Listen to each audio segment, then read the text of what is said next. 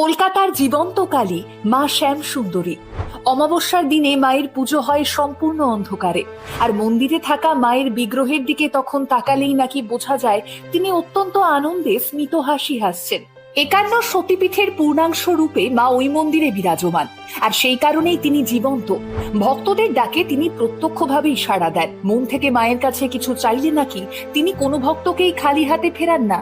কথিত আছে, সুদূর অতীতে মায়ের এক বিশেষ ভক্ত তার পরিবারের সকল সদস্যের মধ্যে সব থেকে বেশি শ্যামবর্ণের ছিলেন, যে কারণে তিনি ছোট থেকেই দুঃখ পেতেন।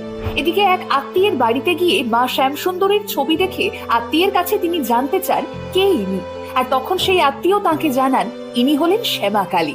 তখন ওই ভক্ত অনুভব করেছিলেন যে তাকেও তো সবাই তার গায়ের রঙের জন্য শ্যামা বলেই ডাকেন, আর তখনই শ্যামসুন্দরীকে নিজের প্রিয়জন বলেই মনে করতে থাকেন তিনি। আর তখন থেকেই মায়ের নাম হয়